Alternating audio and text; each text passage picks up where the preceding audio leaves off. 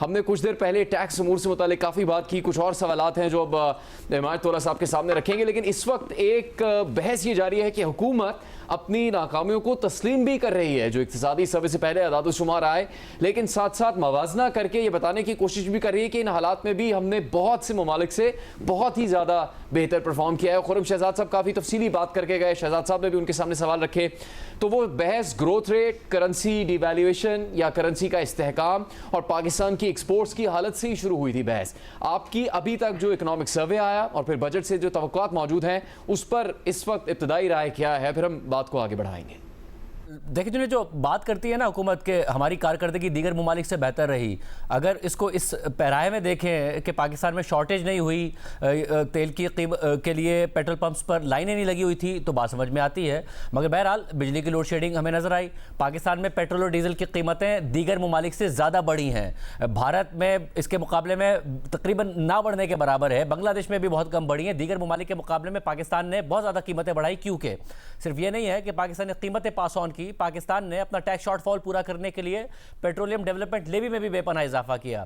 अभी पिछले जुमे को जो 4 रुपये पेट्रोल की कीमत में कमी की है वो ज़्यादा हो सकती थी, मगर उस वक्त भी पेट्रोलियम लेवी में बहुत ज़्यादा इजाफा किया गया है। तो हुकूमत ने पेट्रोलियम लेवी की मद में बहुत ज़्यादा पैसे जमा किए हैं। और इसके अलावा जो कारकर्दगी की बात है, देखिए ये ज़रूर है कि पाकिस्तान की इकॉनमी के लिए जो तवक्को की जा रही थी या खदशे का इजहार किया जा रहा था कि बहुत ज़्यादा बुरा इम्पैक्ट आएगा, एक महीना ऐसा भी आया जिसमें $6 अरब से इंपोर्ट तजावुज़ कर गई, और वो अप्रैल का महीना था। मई के नंबर्स दोबारा कम आए हैं, मगर हमें एक्सटर्नल फ्रंट पर उतना बड़ा शॉक नहीं नज़र आया। ये बात ठीक है, मगर क्या हम इस ईरान जंग से पहले इकॉनमी बहुत अच्छा परफॉर्म कर रही थी?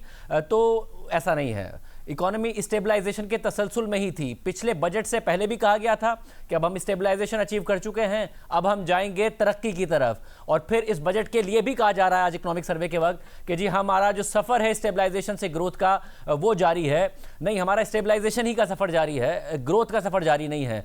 और मसला ये है कि क्या आज मैं या शहजाद या कोई भी इकोनॉमिस्ट, अगर आप किसी को लें, हम सारे जर्नलिस्ट हैं, अगर आप किसी भी इकोनॉमिस्ट को लें, वो ये कहेगा कि हमें ग्रोथ की तरफ जाना चाहिए, वो नहीं कहेगा। क्यों नहीं कहेगा? क्योंकि उन्हें पता है कि जैसे हम ग्रोथ की तरफ जाएंगे, 5-6% की तरफ जाएंगे, तो वही होगा जो माजी में होता था। ट्रेड डेफिसिट बढ़ेगा, करंट अकाउंट डेफिसिट बढ़ेगा, क्योंकि हमारी एक्सपोर्ट्स उस तरीके से नहीं बढ़ी हैं। इस वक्त भी, इस साल भी अगर हमें कोई सपोर्ट मिली है 17% ट्रेड डेफिसिट बढ़ने की वजह से, अगर करंट अकाउंट डेफिसिट नहीं बढ़ा, तो वो रेमिटेंसेस के बढ़ने की वजह से मिली है। मई में बहुत ज़्यादा अच्छी रेमिटेंसेज आई हैं, $4.2 अरब का रिकॉर्ड, मगर उसमें सवाल ज़रूर उठ रहा है कि 33% इजाफा मुत्तहदा अरब अमारात से रेमिटेंसेज में हुआ है। नया पाकिस्तान सर्टिफिकेट्स में भी बहुत ज़्यादा सरमायाकारी हो रही है। तो ये वन ऑफ है इस जंग की वजह से कि लोग तेज़ी से पैसे भेज रहे हैं, या ये सस्टेनेबल होगा? राइट, शहजाद इकबाल साहब। देखिए, जो इसमें एक इंपॉर्टेंट बात शाहजेब ने की, और ये हम खुर्रम के सामने नुक्ता उठाते तो ज़्यादा बेहतर होता है कि हमने लेवी बढ़ाई। जब इंडिया से मुवाजना करते हैं तो वहाँ डिवैल्यूएशन के बाद भी पेट्रोलियम की कीमतें नहीं बढ़ी हैं। हमने एट द पीक तकरीबन ₹150 पेट्रोल और डीजल पे कीमत बढ़ाई थी। अब ऑब्वियसली थोड़ा सा एक करेक्शन आई है मार्केट में, तो हमने नीचे किया है। तो हम जब बात करते हैं सिर्फ मैक्रो इकोनॉमी की तो कर रहे होते हैं, लेकिन हमें देखना है कि एक इंडिविजुअल के माशी हालात क्या है। एक ऐसे इकोनॉमी में जहाँ पे जॉब्स लिमिटेड हो, जहाँ पे इकोनॉमिक ग्रोथ एक इंडिविजुअल की ना हो रही हो, वहाँ पे अगर वो पर लीटर ₹150 मजीद देता रहे, तो ऑब्वियसली उसके जेब पे वो बहुत भारी पड़ता है। और ऑब्वियसली जब पेट्रोल या डीजल की कीमत बढ़ती है तो उसका इम्पैक्ट जो है डोमिनो इम्पैक्ट मुतादिद अशिया पर भी आता है, तो वहाँ पे भी महंगाई बढ़ती है। तो इसीलिए किसी भी हाल में ये नहीं कहा जा सकता कि हमने इस तरीके से मैनेज किया है कि लोग उससे खुशहाल हो गए। लोगों पे बोझ हमने मजीद डाला है, और इस बजट में भी हमने यही देख रहा है। जैसे भी बात करें कि सैलरी क्लास के लिए ₹50 अरब की कमी होगी। अभी जो इतनी डिटेल में जो बात हो रही थी, खुर्रम साहब कह रहे थे कि अभी कोई फेसलेस कोई मैकेनिज्म लेने के आना चाह रहे हैं ताकि हम जो है FBR का रेवेन्यू बढ़ाएं। पिछले 2 साल में जो शॉर्टफॉल है ना FBR का, जो अपना इनिशियल टारगेट था जो बजट में दिया जाता है, वो ₹2200 अरब का शॉर्टफॉल है। और इसीलिए बाज लोग कह रहे हैं कि अगर वो ₹2200 अरब का शॉर्टफॉल ना होता तो शायद हमें ये सूबों से पैसे लेने की जरूरत नहीं पड़ रही होती। हम ये कोई पिछले 18 साल से सुन रहे हैं कि FBR अपना टैक्स टू GDP बढ़ाएगा, टैक्स बेस को ब्रॉडन करके। वो नहीं हुआ है। कभी 10-10.5% तक जाता है, कभी 9.5% आ जाता है, इसके इर्द गिर्द घूम रहा है। हमने ना तो टैक्स बेस को बढ़ाया है, ना हमने टैक्स टू GDP बढ़ाया है। और अभी भी ये जो रिटेल स्कीम है, इसको आप सिर्फ इस तरह मुवाजना करें जुनेद कि 20 करोड़ रुपए के ताजर को आपने छोटा ताजर डिक्लेयर किया। अगर 20 करोड़ रुपए किसी की सेल है तो चले 10% मार्जिन तो होगा ना, जहां पे डिस्काउंट रेट 11-11.5% है, 10% मार्जिन पे तो वो काम कर रहा होगा, वरना ऑब्वियसली वो इन्वेस्टमेंट कहीं और कर देता। तो यानी कि 2 करोड़ रुपए अगर सालाना वो कमाएगा, और ये तोला साहब हमें इसमें बताएंगे कि 2 करोड़ रुपए अगर वो सालाना कमाएगा तो वो आराम से अपनी जान छुड़वा सकता है विद होल्डिंग के ऊपर 25,000 रुपए टैक्स देके। ठीक है, विद होल्डिंग के ऊपर 25,000 रुपए वो टैक्स देके अपने सेल्स को अंडर स्टेट करके आराम से वो जान छुड़वा सकता है। लेकिन अगर कोई सैलरीड क्लास या कोई और बिजनेसमैन या कोई कॉर्पोरेट कंपनी या कोई प्राइवेट कंपनी 2 करोड़ रुपए कमा रही है, तो क्या वो 25,000 रुपए टैक्स दे रही होगी? नहीं, ऐसा नहीं है। तो ये जब हम कहते हैं कि देखिए रिटेलर्स को कम से कम हम टैक्स नेट में लेकर आए, और सब रिटेलर्स मान गए, भाई वो इसलिए माने क्योंकि उनके मफाद में है। इसमें ऑडिट भी नहीं है। आपका ऑडिट हो सकता है सैलरीड क्लास का, होना नहीं चाहिए लेकिन हो सकता है, और कि हुए भी हैं, लेकिन इन ताजरों का ऑडिट नहीं होगा। इनसे पूछा नहीं जाएगा कि आपने अपनी जो सेल दिखाई है ठीक दिखाई है या गलत दिखाई है। तो अगर वो 2 करोड़ रुपए अपनी इनकम जनरेट कर रहा है लेकिन उसको वो अंडर स्टेट करके 25,000 रुपए देगा, तो आप उससे सवाल नहीं करेंगे।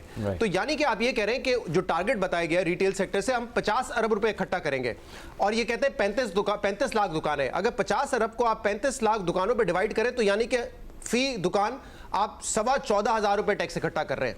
अब बताइए, 14,500 रुपए टैक्स दे रहे दुकानदार ऑन एवरेज, तो कहां से आप ये कहते हैं कि हमने बड़ी अच्छी स्कीम मुतारिफ की है जिससे जो है कोई बहुत बदलाव आएगा? और आपका पैमाना क्या है ये देखने का? अच्छी स्कीम है कि ताजे जो रिटेलर हैं वो बड़े खुश हैं और वो मुतमईन है। वो तो मुतमईन होंगे अगर कल आपसे ये कहा जाए जुनैद कि आपका ऑडिट नहीं होगा, आप जितना कमाना चाहे कमाए, आप अंडर स्टेट करना चाहे अंडर स्टेट करें, आपका ऑडिट नहीं होगा। आप भी कहेंगे 100 बिस्मिल्लाह लेकर आओ ऐसी स्कीम मेरे लिए, हर शख्स इसके लिए एक्सेप्टेबल होगा, चाहे कॉर्पोरेट सेक्टर हो चाहे इंडिविजुअल हो। हमारे साथ साबिक वफाकी वजीर खजाना अगर मैं एक बात इसमें ऐड कर सकूं कि बड़ी अहम बात की सदाद में, इसमें जो सबसे बड़ा मसला है वो ये है कि पिछले साल हुकूमत ने ताजी दोस्ती स्कीम लेकर आई, उससे पहले दावे किए, कहा लोगों से कि टैक्स नेट में आ जाओ।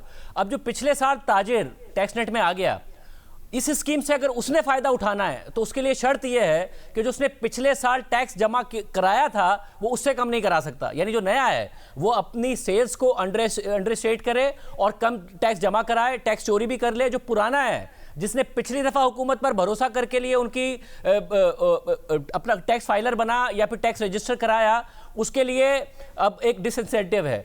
पॉइंट ऑफ सेल अगर किसी ने पहले लगवा लिया तो उस पर पाबंदी है कि वो लगा कर रखेगा। अब जो नया है वो अगर इस स्कीम के तहत फायदा उठाता है तो पॉइंट ऑफ सेल भी ना लगाए। तो जो हुकूमत के दावे थे कि आप डिजिटल करेंगे, सब चीजें ऑनलाइन होंगी और कोई टैक्स चोरी नहीं हो सकेगी, आप तो पीछे गए उससे काफी कदम। बेसिकली टैक्स स्कीम नहीं है, एमनेस्टी स्कीम है रिटेलर्स के लिए। हुकूमत बार बार डिनाई कर रही है, बट है यही।